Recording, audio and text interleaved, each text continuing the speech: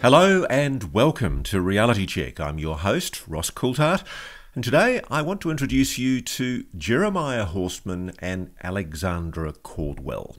If there is an Indiana Jones figure in the whole saga of the mystery objects over the Arizona desert, then Jeremiah fits the bill. As a teenage boy in rural Pennsylvania, Jeremiah witnessed what he describes as two Bigfoot cryptid creatures, and that triggered his fascination with the paranormal. He moved to Sedona, Arizona, with his equally adventurous partner, photographer Alexandra Caldwell, and became fascinated with the Bradshaw Ranch, a reported hotspot for weird paranormal sightings and rumoured portals through which alleged interdimensional entities enter this realm. It's easy to be sceptical of such claims, but it's harder to reject the indisputable video evidence and witness sightings of anomalous craft and orbs that have been seen by many witnesses all over the town of Sedona. It's a hotspot, and Jeremiah and Alexandra have been researching allegations of a deep underground US military base near the town for years. They're convinced it's there, and they say they have a very good idea where it is. Here's Jeremiah Horstman and Alexandra Caldwell.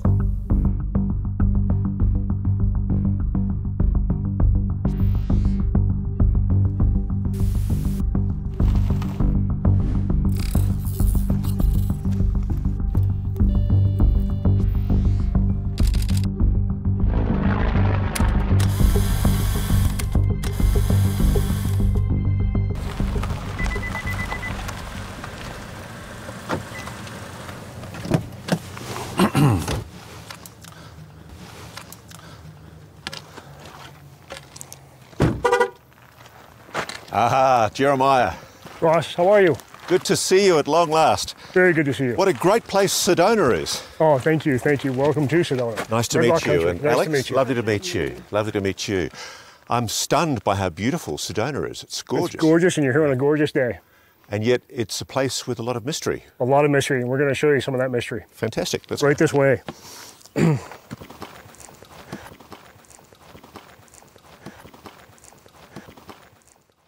Jeremiah, what's your background? How well do you know this Sedona area, and why do you know anything about the phenomena? It came about by chance about 12 years ago now, almost 12 years ago, as of this August, it's 12 years ago, that we read a book by an author named Tom Duggan about a place called Bradshaw Ranch, not far from here. And we started investigating on our own and encountering a lot of really bizarre phenomena. So you've seen anomalous phenomena yourself? We have, yes, over the past 12 years, quite a bit. Like what? Balls of light in the air. We've seen full structured craft. We've seen... Now, when you say craft, you're not just talking about aircraft. No. What are you talking about? UFOs, or UAPs they're now being called. Unidentified. Wow. Unidentified. So you think it's all real? Absolutely, absolutely. Yeah. Seeing is believing, and we saw our first structured craft sighting was near Flagstaff, and it was so close we could throw a tennis ball at it. And what did you see? We saw a craft coming out of Flagstaff, which we thought at first was an aircraft coming into land.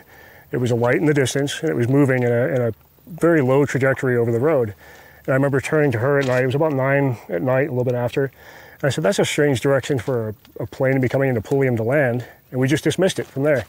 We went down through a grassy swale, and as we came up the hill on the other side, we passed a road sign that said Griffith Springs Park, and it's just forest beyond that.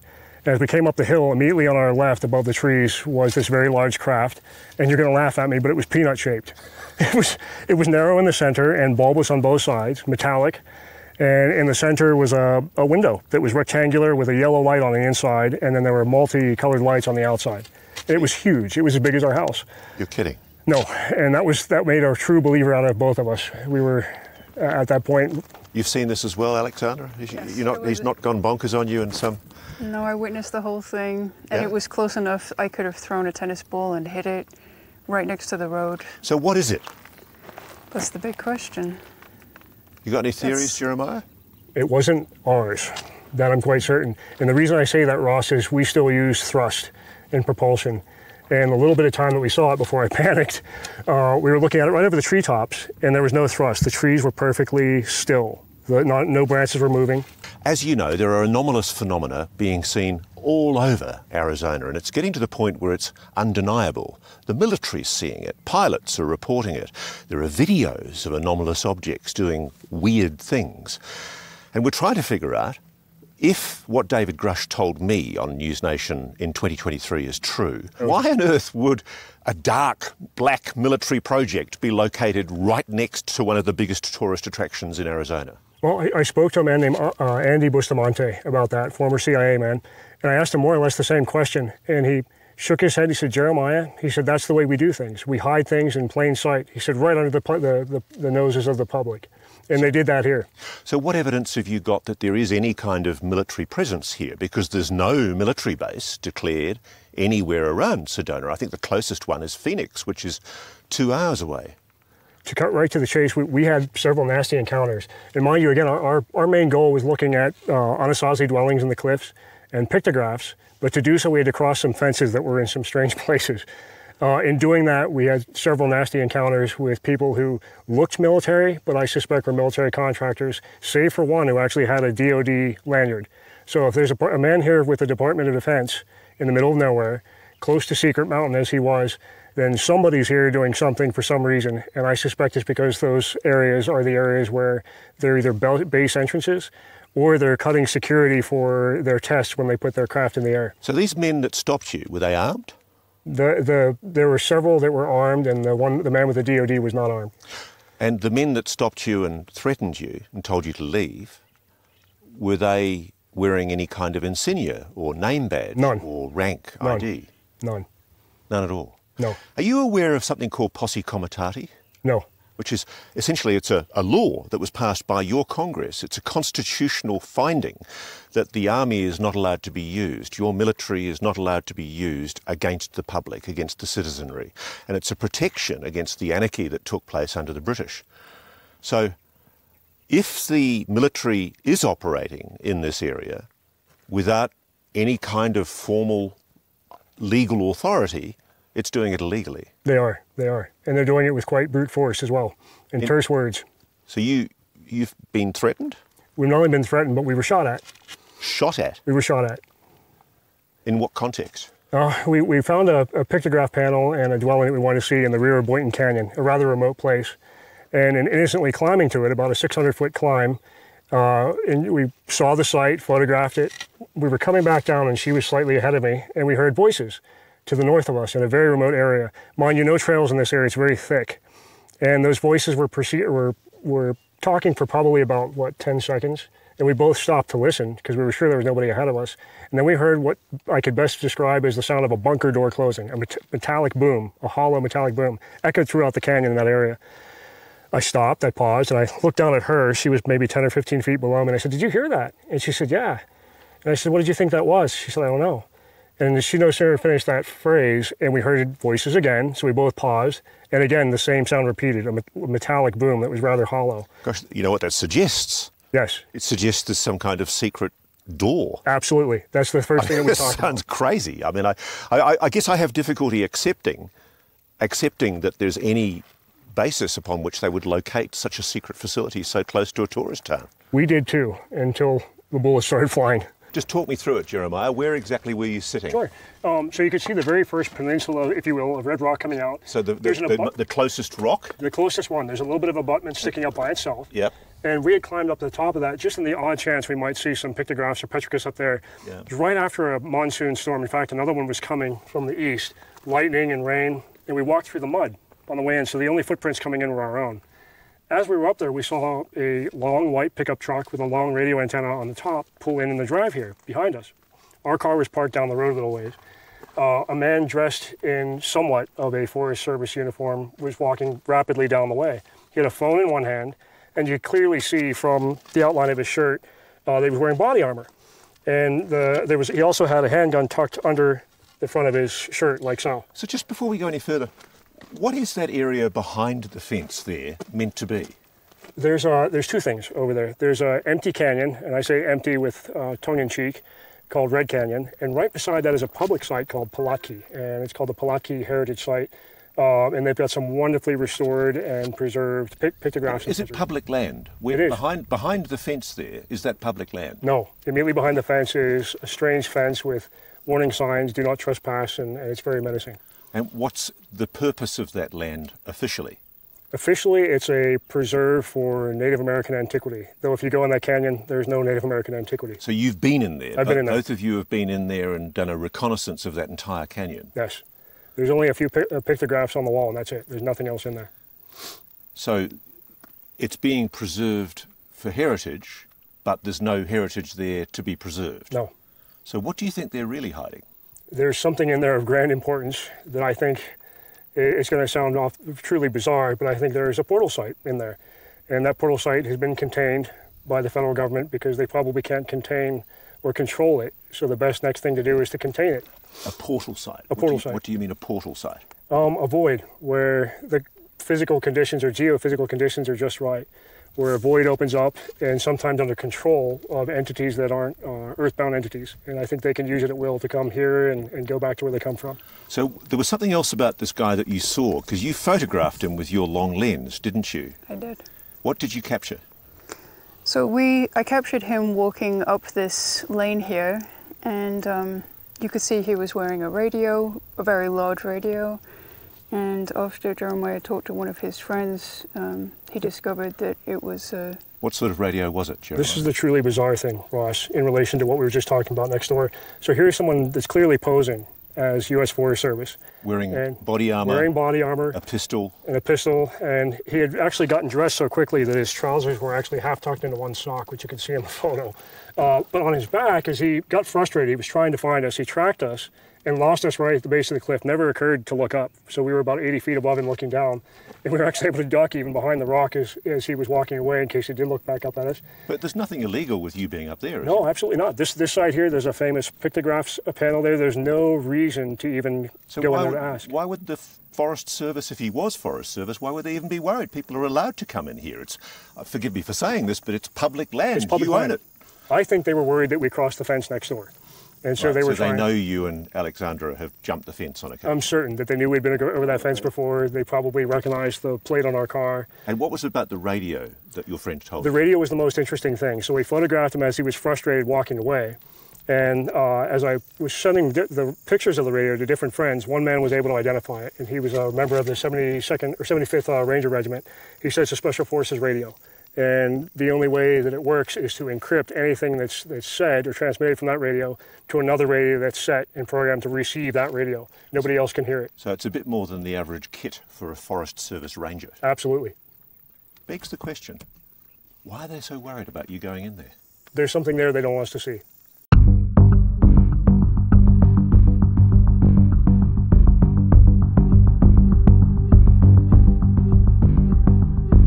We're now on public land or private land? This is public land. Public land. Mm-hmm. Where does the government secret land start? I'll show you. So when you're looking over behind us here, you'll see a little bit of a white rooftop right above the trees there. I see. That's Hartwell Canyon. That's part of the old Hancock property. That right in front of that house is a long fence that's actually bolted in to the butte in front of us to the left. It goes all the way across the canyon and bolted into the red rock on the other side. So that whole canyon's been blocked off? It's been blocked off. Why? There's nobody living there. This is a good question. This is one of the standing questions. It's also now government property. One of the official, and I laugh because one of the official statements that we could find on it is it's a nature preservancy. There's nothing in there. It's an empty canyon. There are some Anasazi sites in there with petroglyphs and pictographs. But aside from that, there's nothing that would give you any idea that it needs to be blocked off with a fence and declared government property or a nature preserve. Now you think there's a tunnel under here, don't you? I do. Tell me where you think it goes. I think it goes from right in front of us here. This is one of the better views you have of Secret Mountain. So this large precipice in the center is the corner of Secret Mountain. And the rumor was, when we started doing this investigation, that there's a very large military presence under, or some type of militaristic presence under this mountain. And you say this with some authority because you've come across soldiers with guns in what is meant to be a national park area. We have. And one of the things I really wanted to stress, to press the point from our personal perspective, is in Boynton Canyon, which is also behind us here, We went back on the same reasoning, the same motive was to look at a pictograph and a panel of pictographs and a structure, an Anasazi structure with a granary that was over 750 years old, and it was about 600 feet up on a cliff. We went back there, climbed it, and while we were up there, we heard voices from north of us in the canyon. Again, there's nothing back there. North in the canyon is the backside of that mountain, okay? To give you a perspective, it's on the other side there. We heard the voices stop. Then we heard a loud metallic hollow boom. I looked down at her. She was down the rope on the cliff below. I said, "Did you hear that?" And she said, "Yes." And I started to climb down toward her, and then we heard the voices again, 2 voices. Then we heard a loud metallic boom again, a hollow thump. And you have to understand, as remote as that is, there's no trail going back in there. As remote as that is, the last thing... it sounded like a metal door closing. Yes, absolutely. And it's not the last thing you'd expect to hear back there. Voices, for the first place, there's nobody back there, struck us as funny because we went the only way in, which was in a dry wash with sand. There was no footprints or anything. We heard that twice, and then we decided, well, let's get out of here. We can't explain it. So as we were leaving, I took a good scan of the area, and we came back a week later, and that week later, to get context of the story, we went to the same site with a better camera, and we photographed again the pictographs that we saw, the Anasazi dwelling. And when we were coming back down, I noticed something was strange. And this is during the COVID closure.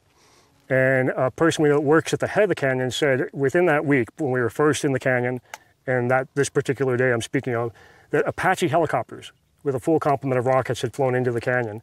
And they heard an explosion. This is right back here, at the end of Boynton Canyon. I put that in the back of my mind when we went back there. But as we were coming back down, I saw an avalanche. And the avalanche was covering the same area where we heard the voices and the metallic boom. And so I thought, that's peculiar. My mind started turning. Then I thought, I wonder if somebody's actually engaging to shut down the rear entrance of a bunker. And Alex, you've taken photographs, haven't you, of Apache helicopters over Sedona? Yes, we have. Following what? It looked like a UFO. A disc? Yes, it looked like a silver disc. And you can show us that photo? Yes, we can. So I believe in relation to that, these helicopters operate from, in general, this area and the Sycamore Basin, which is immediately behind you.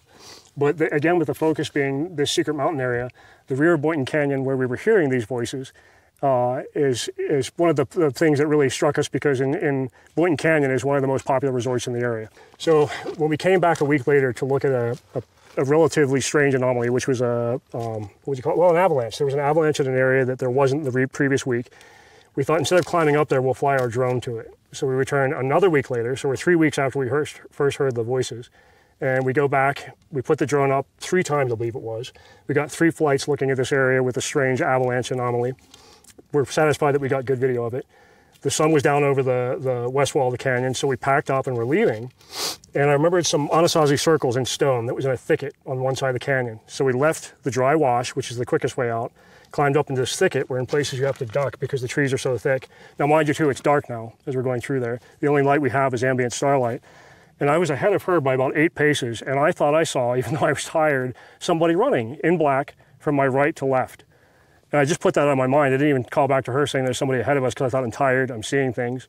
And right about where that person disappeared is where I came upon the circles on the ground. So I'm tired. I told her, can you get pictures of this so we can document it, and then we'll get out of here. She took her camera out, she held it up and pointed in the direction that we saw this man, turned on the flash, she got the first photo, panned down, second photo, took a step back, and she put the camera up again, looking straight ahead of her. And in cue with the third photo, a rifle went off right behind us. It was a suppressed 5.56 rifle. And we both jumped in the air and shrugged. I could hear deer running through the brush. They were scared too. And I turned and looked at her, and she said, that was a rifle. But let's be clear, you're on public land at that stage. Public land, yes. So that's, if there was a soldier, that's illegal. Yes, absolutely illegal. It's a crime. Yes. And so we ran. It's illegal to hunt after sundown. And mind you, we were several hours off trail. So what'd you do? We ran. You just ran like we ran for it. Which is what they wanted, obviously. I believe so. I believe them. It does beg the question, though, if somebody's firing a rifle to try and get you out of there, they don't want you there, do they? They don't want you to see something. Right. No. And we thought about it after. I thought if they put some sort of blocking team in there, they were probably going to confront us in the dry wash. I think they weren't expecting us to leave the dry wash, and they probably had a flank man who wasn't expecting us to come through there. The nearest known defence installation near Sedona is in Phoenix, which is 2 hours away. So there shouldn't be any defence facility here. No. No. And legally, if they're trying to protect people, I mean, I think it's important. There are defence facilities, they have to be protected. We do need to respect national security. So if there is a defence facility here, we don't want to breach national security. But surely they'd put up signs saying, don't come in here, this is a Defence Department installation. The thing that puzzles me, though, Alex, is you've described an incident where you saw a disc being accompanied by or pursued by helicopters. Tell me what you saw. So we were in our backyard and we had just been camping the night before. Driving back from camping in our neighbourhood, we saw an Apache helicopter pretty close to the ground, and it was just hovering there, and then it circled around and then came back to the same spot and was hovering, and we thought, they must be looking for something. That's strange. And then we dismissed it, we went home, we were outside in the backyard, and then we hear helicopters coming. What time of day? It was approximately 10, just after 10 a.m. Yeah. in the morning. So it's the morning, clear day? In the morning, clear day. What do you see? So we see 7 Apache helicopters fly overhead, and we took a picture with what we had with us, which was just an iPad. But you can see in the photograph, which we'll provide to you, you'll see a silver UAP of some sort. They were following it or chasing it? Looked like the helicopters were escorting it. It's just amazing to me how overt the activity seems to be. Yes. What do they expect? That locals aren't going to notice? That was right over West Sedona. That's the most populated part of town.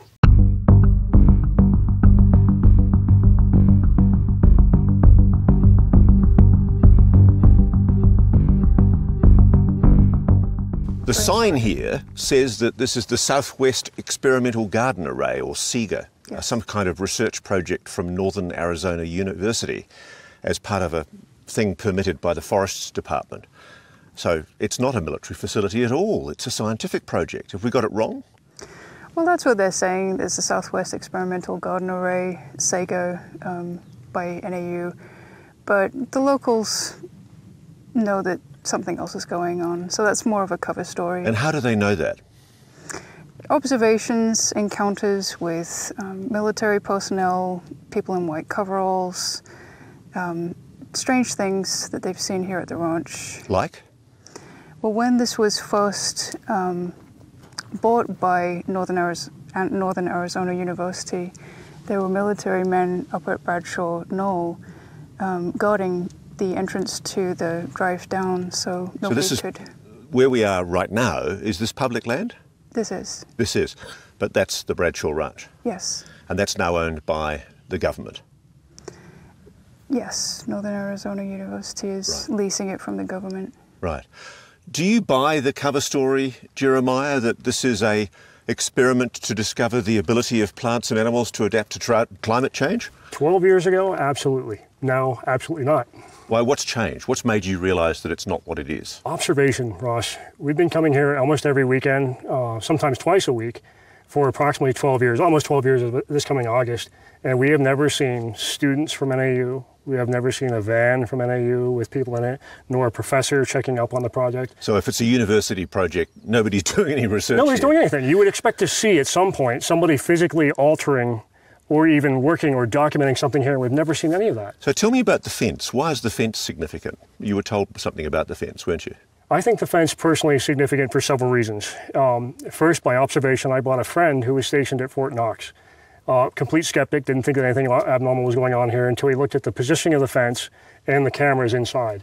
He first told me that when he was at Fort Knox, they had fences like this on certain portions of the post. He looked at the padlocks and said, these are the same padlocks that the government buys, cheap padlocks, to lock things up. And so he wasn't surprised about that. But he said, I want to ask you something. He said, look at the camera on the tower. And so he drew my attention. If you look over our shoulders here, on the tower there, you'll see a camera. The camera's facing in, not out. He said the same cameras such as these we had at our post at Fort Knox, but of course they face naturally to the fence. Because you're looking for people breaking in. To look for people breaking in. So where's that camera pointing? That camera is facing in, and it's facing actually right where Linda Bradshaw photographed the portal that she spoke of and is now becoming very well talked of. So help me here. Linda says, or said, she saw something open in three-dimensional space, some kind of portal. She liked to stand outside at night with her dog. She was a night owl, and she enjoyed staying out and enjoying the ambiance of the desert. But what's the story about what she said she saw happen when that portal appeared? So she was in her kitchen at that time, looking out the kitchen window, and she said that she saw the portal open in the air. How? What did she say she saw? She saw a glitter of light, and it caught her attention. She looked up. Her dogs actually saw it too. She had like 5 of her ranch dogs with her, and she paid attention to the dogs because the dogs could sense things before she could naturally. And the glitter of light turned into what she described as an octagonal light, which then grew into a rectangular, almost a movie screen, like a drive-in theater type opening. Through that, she saw daylight, and in a brief moment, something flew through it, and just as quick as something disappeared flying through it, it closed up and was gone. She thought to herself, now I'm ready. If this happens again, I'm going to capture it for posterity on film. It did happen, and she was ready for it. She saw this glitter of light. She grabbed her camera, which was hanging around her neck, got it up just in time to click 2 frames, and whatever it was gone. When she developed the frame, she had, in fact, a rectangular shape, just like she saw before, with a disc, a classic UFO or UAP type disc flying through. So she actually got a photograph of the portal? She did. My logical, rational brain is saying this is nonsense. This is a delusion. It can't possibly be true. We don't have things called portals. Help me here. I will. There's an electrical engineer who's a friend of mine. He's retired, and he's dedicated every ounce of his know-how to make his own equipment to come out here and test the geographical oddities in this area. And we can kind of bring up the CERN experiment in, I believe it's Switzerland. They were experimenting with their collider. And we have, by my friend, I can't name his name, but his own admission and his research out here, very odd things that happen through the ground here, and they can be measured by science. And there's a lot of empty cavities under the ground here with water running through them and cold air. They create friction, which makes electrons, and the electrons are carrying positive and negative ions up into the air, and they're attracted to each other. And I'm no scientist, so I'm a layperson for describing this, but they attract each other to a point where they collide, and when they collide, that's when he says the magic happens. But so he's thinking it's a natural phenomenon? He thinks it's natural. So he doesn't think there's anything paranormal about it? No. But what you're describing, some object coming out of a square-shaped rectangular hole in 3-dimensional space, that's pretty paranormal in my book. It's pretty paranormal, and it's enough to make somebody shake their head, so absolutely not, it's not happening. And how many people have seen that phenomenon at the Bradshaw Ranch? I can't count how many have actually seen it here, but the number of anomalies that people have witnessed here, aside from portals, and some people have claimed to see a portal here, are probably into the hundreds now. So what you're saying, I need a bit of help here, because this is a huge it's a lot to thing chew to on. accept. You're saying not only is this a secret military base where we assume they're working on something, perhaps reverse engineering retrieved non-human technology, it's also the site of a paranormal location. Very much so. Very much so. It's become one of the most talked of hotspots in Arizona. In fact, you were part of a group from the Beyond Skinwalker TV series, weren't you? Yes. And did they pick up anomalies here when they were here? They did. They came at a good time. Right before they came, in fact, this place was coming alive, which is the term that we've used with activity, from like poltergeist activity, things moving in the house, strange sounds, howls on the property. What did they detect? Did they detect anything scientifically? They did. They brought equipment with them that had never been deployed before. One of the interesting toys, as they called it, was I believe a gamma ray camera. Forgive me guys if I'm calling it the wrong name, but they had never deployed it before, and they brought it out here for the first time. They set it up down the fence here on the western side of the property, looking through the fence toward where Linda Bradshaw saw her portal. And interestingly enough, at nighttime, they caught an immense amount of gamma rays, radiation, in the shape of a rectangle, about in the exact same spot and altitude above the ground where Linda photographed the portal. Okay, so this is a bit of a stretch here for my very skeptical brain, but you think the reason why the US has put a fence around this and called it a scientific university research project is because they're hiding something paranormal that they're researching? I think so. I think if you look at it from a military perspective or a tactical perspective, if you've got a door that you can't control and something with great, immense technology that's been advanced well above our own, maybe let's say 1,000 years ahead of our own, you want that technology for one thing. You want to reverse engineer it, but how do you capture it? Well, the best way to do that would be to seize the sites where these doors are that you can't control and wait on the other side. And if you can get these pieces of technology, well, let's look at it 2 ways. It's also a national security threat to have a door that you can't control in your own country. So for the sake of the American people, it makes sense if there is a door that comes from another dimension or from across space, time and space, to seize that property, and for the sake of safety, secure it. You are doing my head in, Jeremiah. I imagine so. I imagine so. Then look at it from a perspective from R&D. There are people in Russia, people in China, and certainly people in our military-industrial complex that would kill, and I mean literally kill, to have that technology. Now, the thing I find interesting is this ranch is supposed to be empty, isn't it? Yes. But I just happen to notice there's a huge electrical junction box about 50 feet up in the foliage there. Yes. Did you hear it? It's humming. There's still juice in it. Somebody's getting electricity into this site. Somebody's getting electricity here for some reason. Where's that electricity going? I don't know. Probably underground. Now, you believe, don't you, from your research, that there's some kind of tunnel? Yes. And again, this is doing my head in, but I'm coming with it. Let me go with it. You believe there's a tunnel from some kind of base in those cliffs there right across to the Clarkdale Cement Works? Yes. What basis do you have for saying that? Again, I have to tip my hat to Brandon Fiegel's team, who were just a gem when they were here. They were so professional. They had another contractor group called Terra, and Terra came out with ground penetrating radar, which they attached to a drone, and they were mowing the lawn, so to speak, back and forth. They have a grid pattern that's pre-programmed. We weren't here when they did it, didn't even know that they had accomplished this feat, but they first asked me where I believed the tunnel was, and I gave them a relative idea on a map where I thought the tunnel would be. And unbeknownst to me, they actually brought the guys from Terra in to prove, yes, there is a tunnel here, or no, there isn't. And what did they say? In point of fact, they did find a tunnel. It was about 50 feet in diameter in a straight line. And they asked the guys from Terra, who are staunch professionals, this is what they do.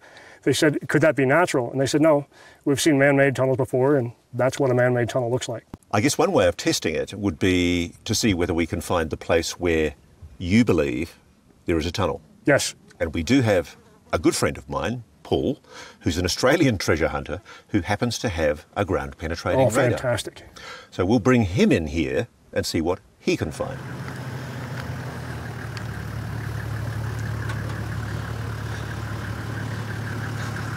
Hey, buddy. Hey, mate. Let's get the kid out. Good to see you. Same here. What are you going to meet? Jeremiah and Alexandra. Paul, I'm pleased to meet you. So Jeremiah's got some interesting places we want to put your GPR over. Cool. In a short distance here, we should be able to detect some type of underground cavity, which should in fact be the 50-foot diameter tunnel. Okay, Ross, this is the area I was thinking of. If Terra's line is true and straight, between where we're standing now and roughly that bush on the right-hand side of the lane, we should pick up some sort of cavity or anomaly under us here. So they're saying they found a tunnel? Yes. Like a constructed tunnel underneath here? The 50-foot diameter man-made tunnel. Why in heaven's name would anybody build a tunnel out here in the desert? That's the question. Look, there's only one way to find out. So, Paul, what can we do with your device? I can pick up cavities and voids. I can pick up metal. I can pick up ferrous metal and non-ferrous metal. Okay, well, let's give it a go and see what we find. Okay.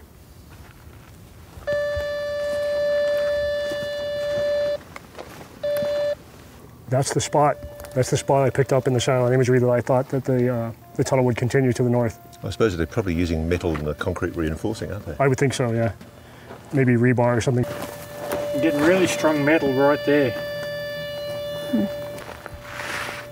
So again, for me, this is a little bit more of indication, because looking at the satellite imagery on Google Earth Pro, if one continues the line from where Terra uncovered 50-foot section of tunnel, moving towards Secret Mountain, in a straight line, it passes through this very corner of the fence, moving this way due north. So what are we looking at here, Paul?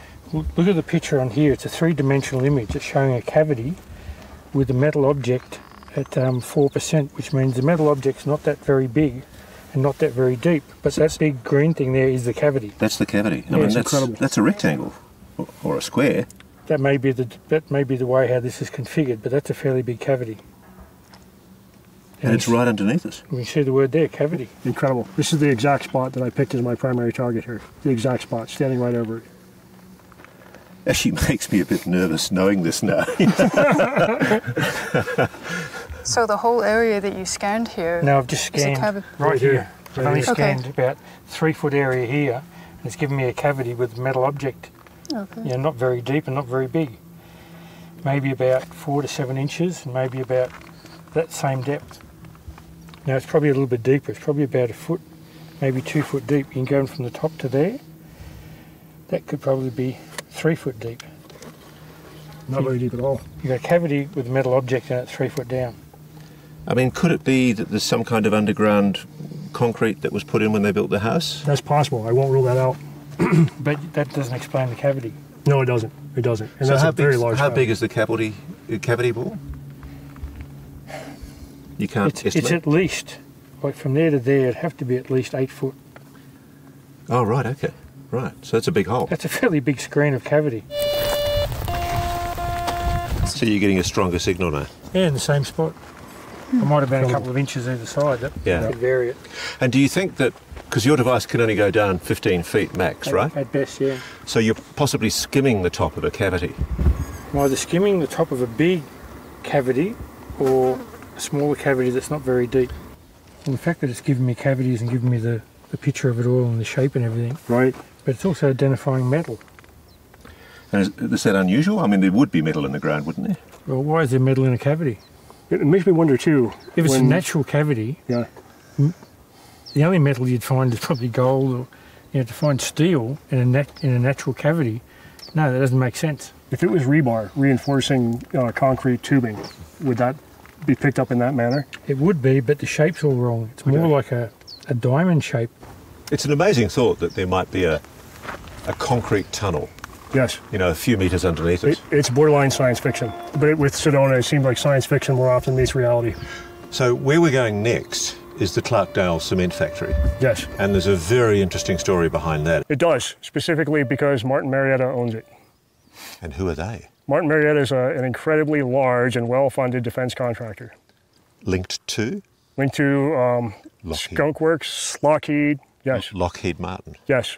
Oh my goodness. This just gets better and better.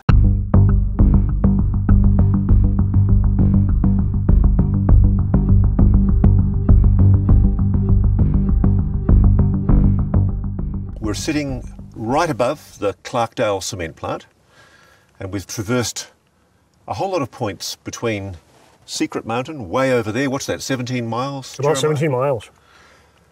What conclusions can we reach? There's something very bizarre is going on here, because if you were to factor in the amount of cost it would take to put something underground from this factory all the way up to Secret Mountain in a straight line even, that shows that somebody's got a lot of funding to do it, almost unlimited funds to make But that's something assuming like that. that's true. Yes, assuming it's true. I mean, it's a hell of a thing. I mean, I can't conceive of any tunnel that's 17 miles long that's that big, 50 feet wide. Yes. It will warrant a little bit more digging, because we know now that there's something under the Bradshaw Ranch. We know there's a void there. We know there's a 50-foot diameter tunnel. But you actually think that Clarkdale down there is being used as an entry point. I strongly believe that that's one of the entry points, yes. So just tell me about the hills behind the cement plant here, because there's also, I understand, old copper mines where we're standing. Yes, there's a lot of copper taken out of the mines along this whole mountain range here. We're standing roughly on the side of Woodchute Mountain, and the anomalous activity that's been coming out of these hills as of recently, from approximately September 27th to current times, has been off the charts. Almost every night, and you can almost mark your watch by these orange and amber balls coming up out of the basin. They're being met by Black Hawk helicopters, flown virtually right over where we're at now and over the mountain. And how many people are seeing this? Dozens, Ross, dozens. In fact, I understand Melinda Leslie's sightseeing tours with night vision goggles see them almost every night. Almost every night. Almost nightly. She called us one night and she was very excited. She said, "Can you get down here?" And luckily that night we were free, so we joined her and we drove down a road here called Bill Gray Road. She parked the car, passed out the night vision, and we no sooner got them up to our eyes and we counted 17 Blackhawks. 17 Right over Blackhawks? 17. Whereabouts? They were right here in front of us in the basin, and they were spaced at intervals, like they were waiting for something. Within moments of watching these helicopters, which were stationary, they were hovering, just as Melinda had described, a amber ball of light came up from right below us here, and the first two helicopters on our immediate left, which would have been on the west side of this array of helicopters, broke away, met the amber ball, and followed it up over the mountain here. So you think there's something going on involving the military in this valley, I do, and it's underground? yes. And I have to say, I wish I could just dismiss out of hand, because logic dictates we should be sceptical. It's very hard to dismiss out of hand when you look at the evidence you've shown us today. And over time too, we tend to look at things rather skeptically, more so now, but over time, when you see these things repeatedly, and it happens over and over again, the doubt goes away in your mind and you start to have a solid bit of evidence in your mind from your own personal experience of what you're seeing. And number one, you're seeing helicopters, very expensive helicopters, almost every night. And then something anomalous that you can't explain with those helicopters. Jeremiah, you concede there's also the possibility that there's something paranormal here. Absolutely. Absolutely. If it's not ours, then it means it's something intelligently driven, far advanced of our own technology, and it's here for some reason. And it appears here much more regularly than a lot of other places. And so that begs the question, why? Why here? Why not somewhere else? Why not in an area like Groom Lake? I mean, you can barely see it, but Sedona's a distant dot on the horizon here, but it's slap bang right next to where we're seeing all of this activity. I still struggle to understand why a military base would be put underground in an area so close to a tourism venue. Honestly, it seems illogical to me. It seems very illogical. When you look at Arizona as a whole, it's a sparsely populated state. There's a lot more unoccupied real estate in very rugged places, more rugged even than this. You would think that that would be the ideal place to put it. Alexandra, if it's true, if there is, I mean, it just sounds incredible, but if it is true that there's a deep underground military bunker here that's doing things with maybe reverse-engineered non-human technology, and my head explodes as I say that, if that's true, we're in a completely new paradigm. I mean, you've got a normal world and you've got this world going on in the black right here. True? That's very true, yes. How does it make you feel knowing you're living right next door to something potentially that is the biggest secret in human history? I hope the truth comes out one day. All of this is hidden right under our feet, and just to know that probably everything that we suspect is true is, it captures my imagination. So here we are at the end of our journey, and we find ourselves at a nondescript cement plant, owned, ultimately, by a major aerospace company, Lockheed Martin. And it's funny because they don't advertise their presence, you just have to read it in the sign. And there is a lot of security. Is it plausible this is some kind of entry point for an underground facility? I just don't know. But I have to say, after this journey, it's not so easily dismissed. And before we go, please don't forget to send in your questions for our weekly question and answer. You can email us at realitycheck@newsnationnow.com. We look forward to hearing from you. Thanks for watching. Go to joinnn.com to find News Nation on your television provider. And please don't forget to click that red subscribe button to ensure you get more of News Nation's unbiased and fact-driven news coverage.